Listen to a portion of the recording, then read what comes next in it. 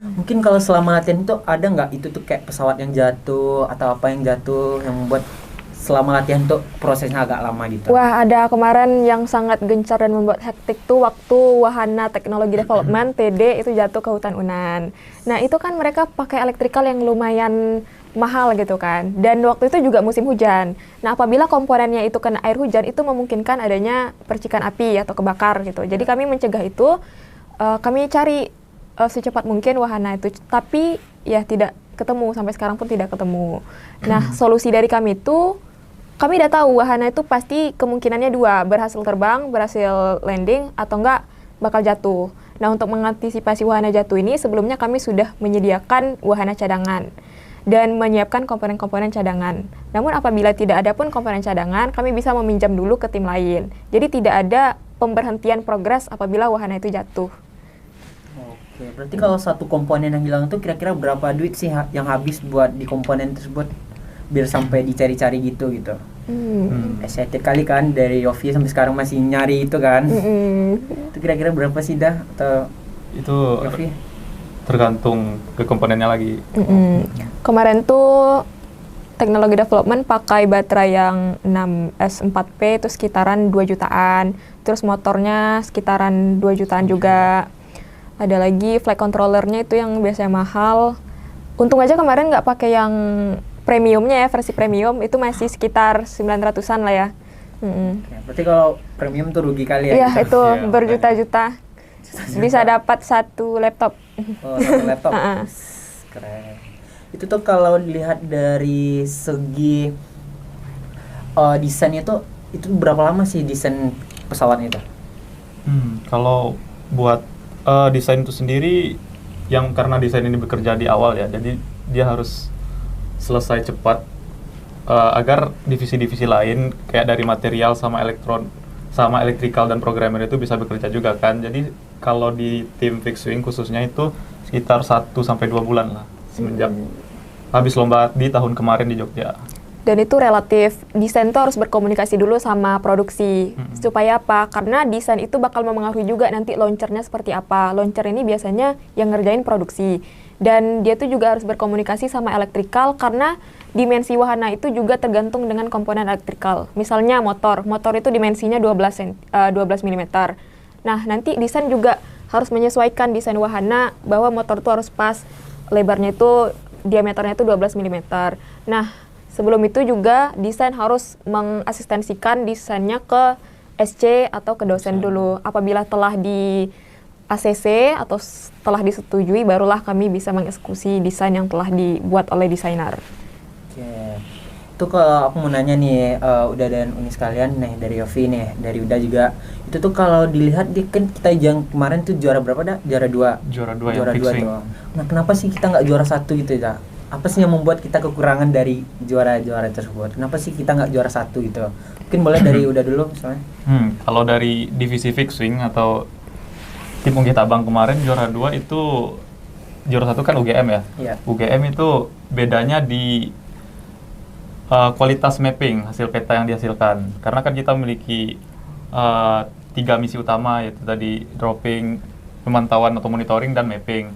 Nah, untuk mapping dari UGM itu sendiri kayak jauh lah beda levelnya di atas kita. Jadi emang itu di mapping untuk tahun berikutnya emang perlu kita tingkatin. Oke, berarti memang perlu ditingkatin biar bisa juara 1 gitu Iya. ya. Mungkin boleh dari Yofi.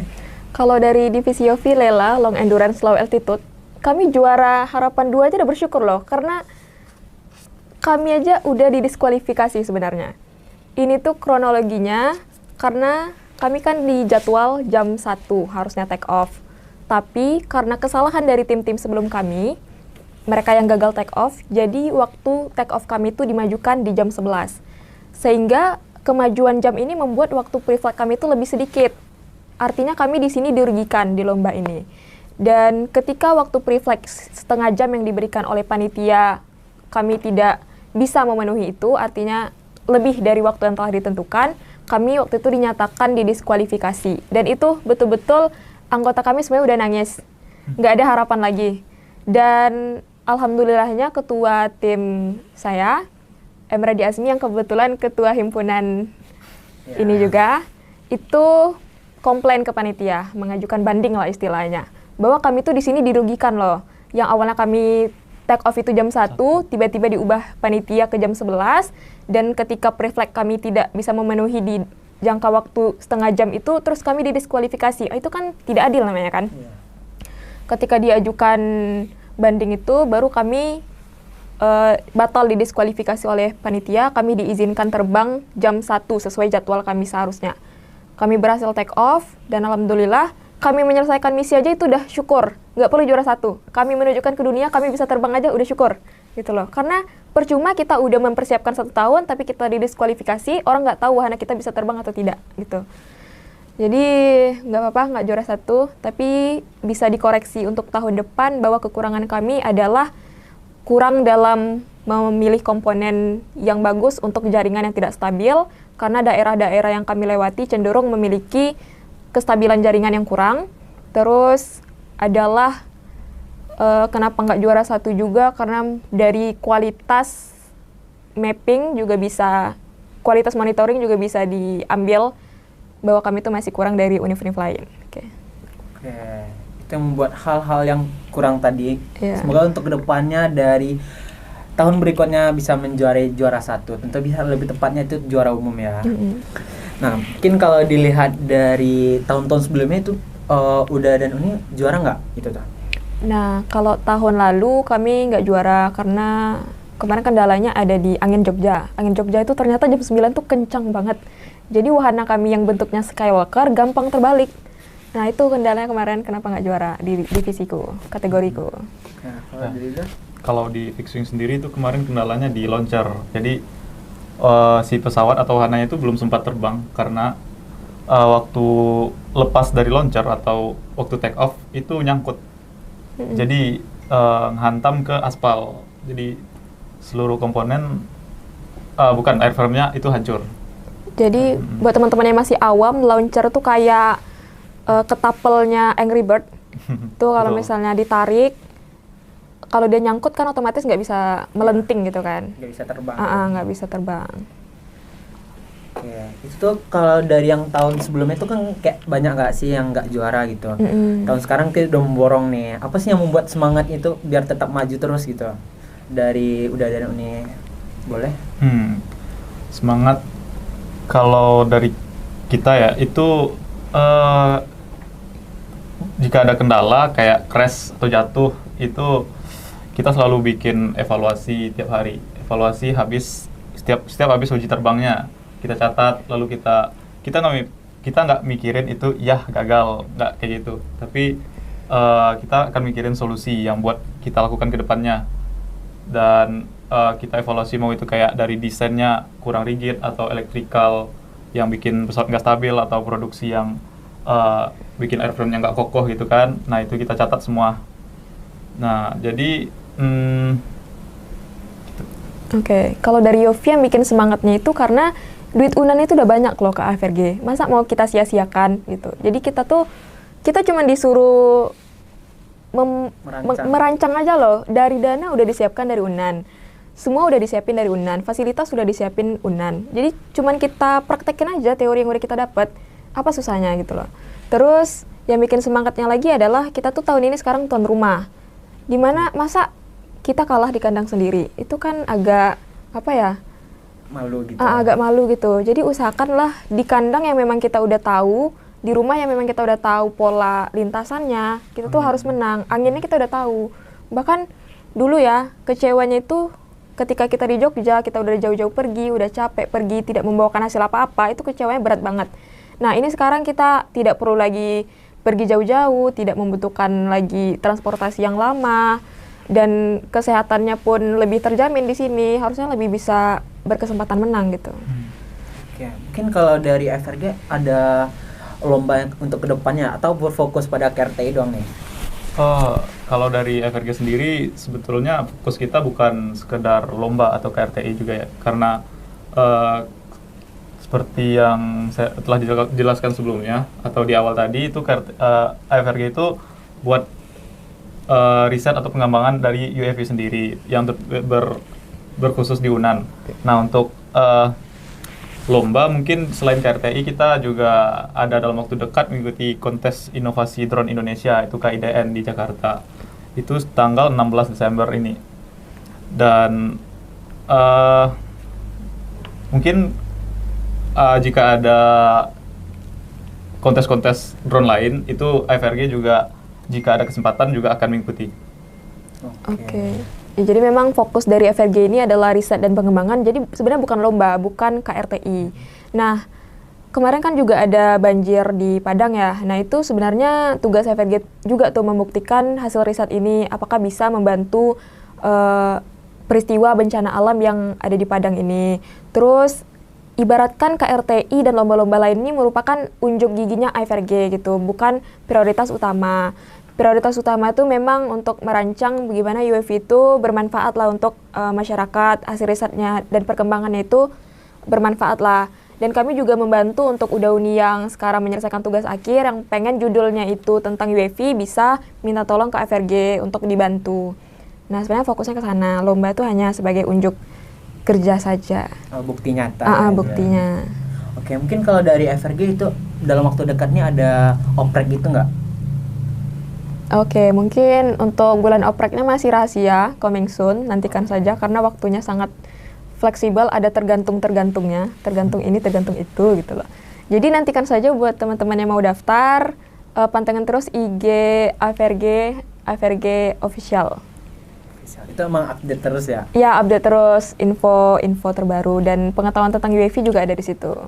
Kalau YouTube-nya ada nggak? YouTube-nya ada. YouTube-nya dari tahun 2015 sudah ada, boleh di-subscribe saja. Kalau media-media sosial yang mengenai FRG-nya nih bisa dilihat dari mana nih? Dari IG tadi udah, YouTube udah. IG, YouTube, ada website juga. Ada website juga. TikTok juga ada sekarang baru dibuat. Udah lama sih dibuat, cuman baru update gitu.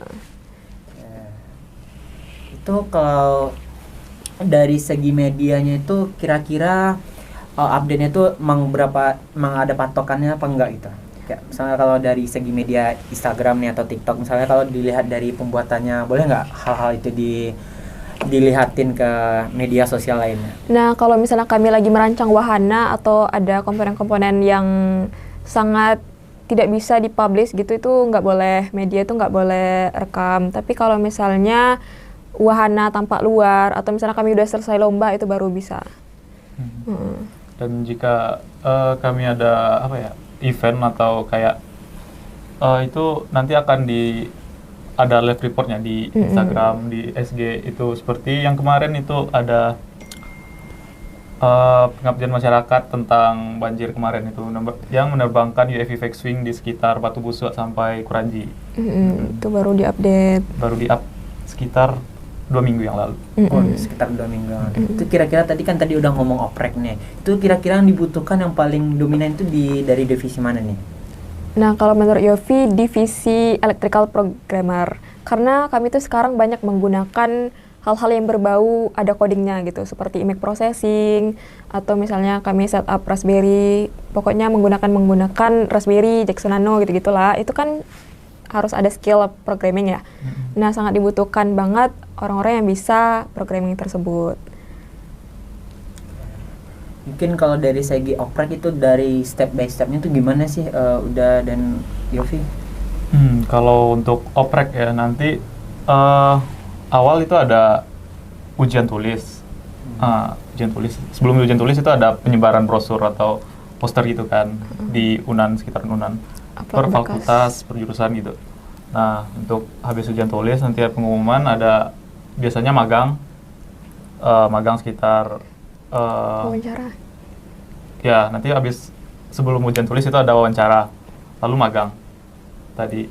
Lalu untuk setelah magang nanti ada pengumuman untuk kelulusan dari magangnya. Nanti juga ada biasanya ini opsional atau kondisional ya, wawancara juga bersama dosen. Bersama dosen ya wawancaranya. Oke. Itu kalau dari segi magangnya itu berapa lama kira-kira itu udah? Kami magangnya sebulan. Di magang itu kami ada leveling namanya. Jadi setiap divisi itu ada timeline-nya. Mereka mau belajar apa. Nanti baru di ujian tulis apa yang mereka pelajari di leveling itu dijawab. Oke. Mungkin mengingat waktu, boleh deh closing statementnya terlebih dahulu sebelum ditutup nih. Mungkin dari Yofi dulu atau dari Uda dulu, boleh siapa duluan? Oke, buat teman-teman yang mau daftar FRG, jangan ragu karena FRG ini banyak benefitnya. Selain memperkaya teori tentang dunia UAV, kalian juga belajar gimana ilmu disiplin, kepemimpinan, dan bekerja sama dalam tim. Nah, di FRG ini tidak hanya menjadi wadah untuk riset dan pengembangan, tapi juga membuat kalian punya keluarga baru di Universitas Andalas.